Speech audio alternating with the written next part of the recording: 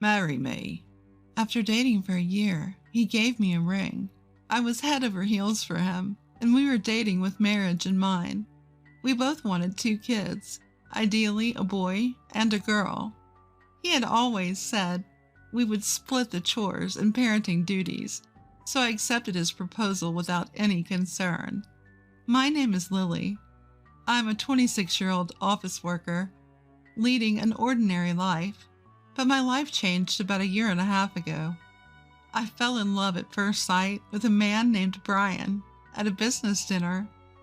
With the help of my friends, I managed to get close to him and approached him relentlessly. Within 6 months, we started dating, and a year later, we were married. I'm so happy to be married to Lily. Living with the person you love is so much fun. I fell for him first, but Brian truly loves me. We lived together and split chores, as we had discussed when we were dating. But then, one day, things started to change. Half a year into our marriage, I found out I was pregnant. I need to step up my game as a father. Brian said this and started working overtime more than before. However, I had severe morning sickness and I could hardly get out of bed. I felt lonely and wished he could come home early to stay with me. But I couldn't say this to Brian, who was working so hard, and the days passed until I entered my 2nd trimester. Perhaps Brian was trying to earn money for our child. As if forgetting our promise before marriage, he even stopped helping with chores, perhaps thinking I had time since I was at home. I would have liked to go home to my parents for delivery, but they had passed away. My in-laws live nearby, but I hardly know them and can't rely on them. I felt very lonely, and then came the due date. Before I knew it, our son was a month old. Then, unusually, Brian came home early and flopped down on the sofa. I'm exhausted. What's for dinner? I'm sorry, I was just about to start. Why? Our son's nightly crying was intense, so I couldn't get a good night's sleep. I was overwhelmed with housework and childcare during the day. I wish he'd told me he was coming home early. Swallowing those words, I went into the kitchen. My parents are planning to throw a baby shower this Sunday. Come to think of it, they had mentioned that when they visited us the other day. Should we get something delivered? I'm thinking sushi would be great. My parents are coming over after all, so let's splurge a bit and treat them. What? Okay, got it. Though I agreed, a week passed by at the speed of light. Tending to my baby and household chores, I couldn't even get time to order sushi. Sunday arrived, and just as I tried to order sushi, the store wasn't open yet, so I couldn't place an order. Then finally Brian woke up. I asked him to place an order instead, but he said he had to go to work and left. At the end, from being occupied with my son, I didn't even get to order sushi, let alone have breakfast, and noon passed. But I thought if I explained the situation, my father-in-law and mother-in-law would understand. Cradling my crying son, just when I felt like I was about to cry too, my in-laws arrived. They came much earlier than I had expected. I wonder why. Upon entering, my mother-in-law immediately picked up my son. Has he been crying all this time? Brian used to cry a lot when he was born too. My father-in-law walked in holding a big bag. He proudly took out its contents and said, What do you think? Hors d'oeuvres. We had reserved it, but figured it might not be enough, so we went ahead and added some extra touch this morning. His meddling is why it took longer than expected, but he was determined to have you taste it. My mother-in-law said with a laugh.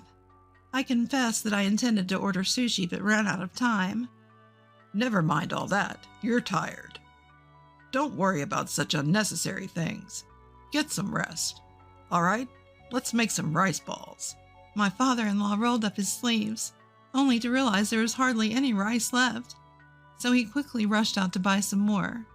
My mother-in-law suggested that I rest while she took my crying son for a walk. Grateful, I laid down on the couch.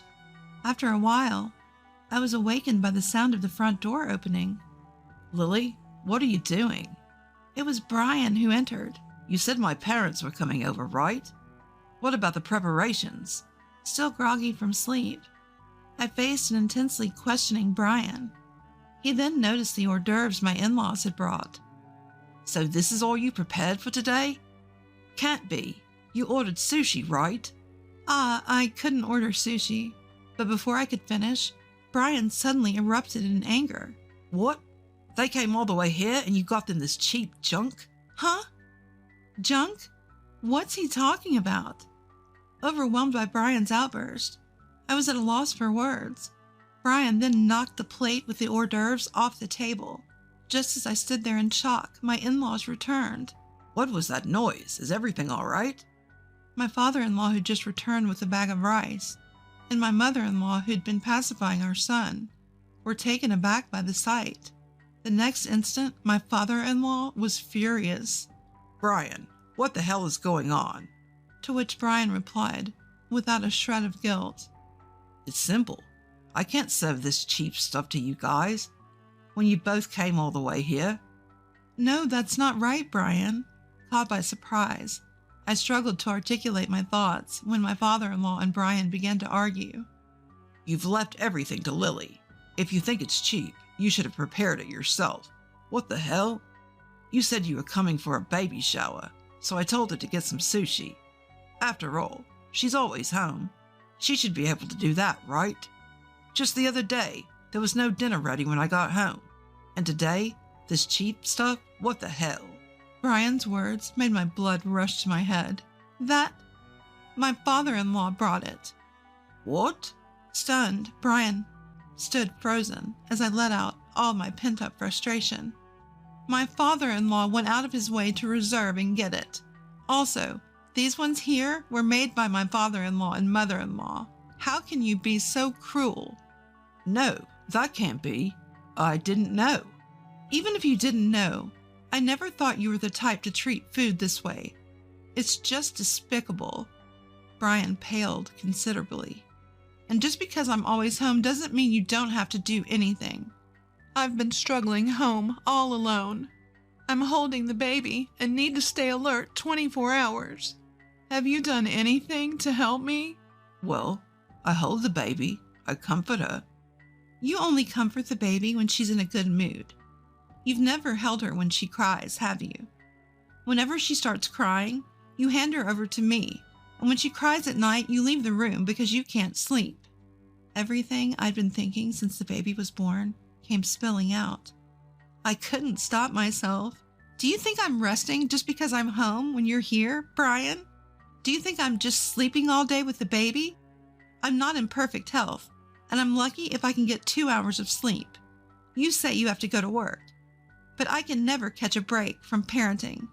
Why do I have to take care of you in the midst of that? Tears streaming down my face, I continued to berate Brian.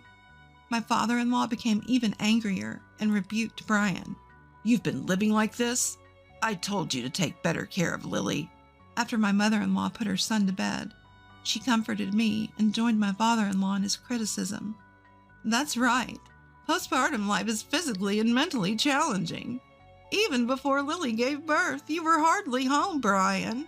At this, Brian finally managed to find his voice, though he stumbled over his words. I can't help it. I had work. I thought I needed to earn more since I was going to become a father. But what if Lily gets sick?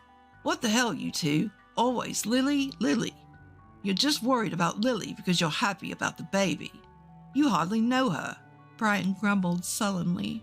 Indeed, we did not have a wedding, and I had hardly interacted with my in-laws.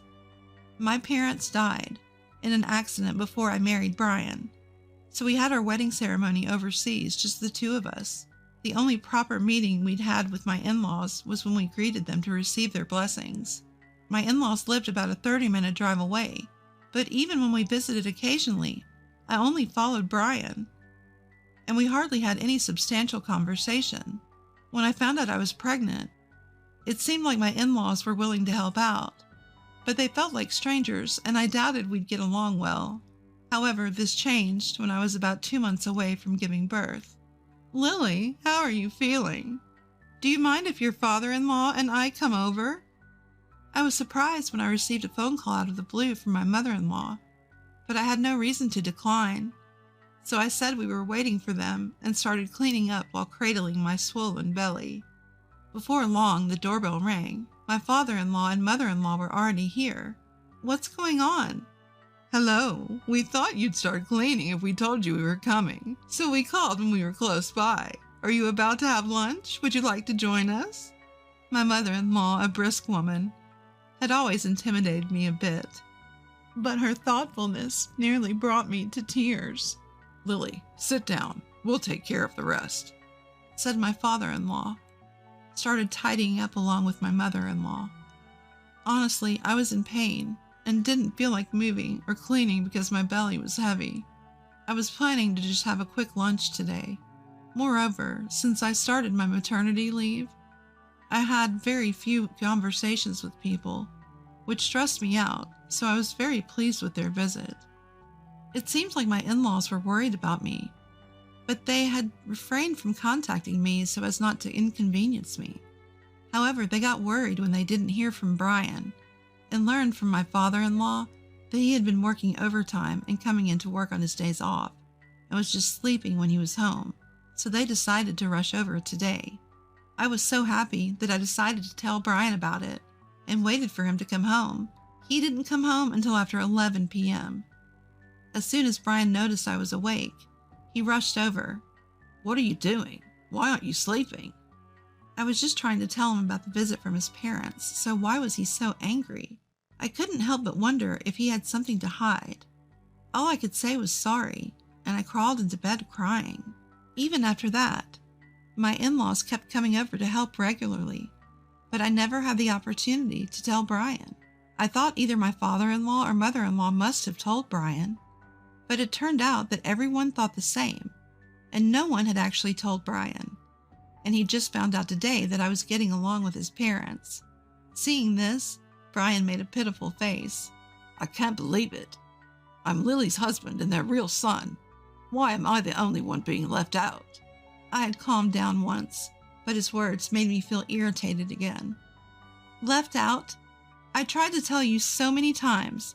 There were times when I waited for you to come home to tell you, but whenever you saw me awake, you got mad, asking why I was awake. Are you sure you're not hiding anything? I ended up saying what I had intended not to. I had been concerned about it since that day. My father-in-law and mother-in-law seemed to anticipate the worst situation, but Brian firmly denies it. No, that's not it. I swear that's not it. How can you say that? You don't have any proof, do you? There's no hard evidence, but it was because I was worried about Lily's health. It was late at night, and there were times when she would wake up because of stomach pains, so I thought she should go to bed earlier. Brian's words almost brought tears to my eyes, but I was more consumed by anger. So what was all that about you coming home early the other day, then acting all high and mighty about there being no dinner? About that. Then Brian awkwardly began to explain. Apparently, that day he made a mistake at work, was reprimanded by his boss, who advised him that he was working too much and should go home early, and that's why he finished work on time. How could I tell Lily such an embarrassing story? That's why I took it out on her. I'm sorry. I see. Brian was trying his best as a father after all. From that point, we finally got to have a heart-to-heart conversation. Even when our son cried, he said he thought it was better if I held him, because he would stop crying sooner. Hearing this, Brian started crying. I was under pressure to be a more responsible father, and that, unlike mothers, I thought I had to toughen up and not spoil my child as a father. His words were disjointed, but I knew Brian was trying his best as a father. It was nerve-wracking going through our first childbirth, and it must have been the same for Brian. Brian crying like a child. Seeing him like this, I couldn't help but start crying as well. Suddenly, from the next room, we could hear our son crying. My father-in-law and mother-in-law picked up our son and started soothing him, all while starting to laugh. What a family. This is entertaining. Like father, like son, huh? Let's see who stops crying first. In the end, Our son was the first one to stop crying. After this incident, it seems Brian had a change of heart and began to balance his work and family life. At one point, I even contemplated divorce, but I am content with how things are now. Brian's ideal father was a stern, silent breadwinner, but that was so out of character for him. I don't know why he held such an ideal. He realized it himself, and it has become a dark chapter in his history. If anyone brings up the subject, he blushes and runs away. Now he is more tender to our son, and even helps out when he wakes up crying at night. We are expecting a daughter next, and Brian and I are looking forward to it.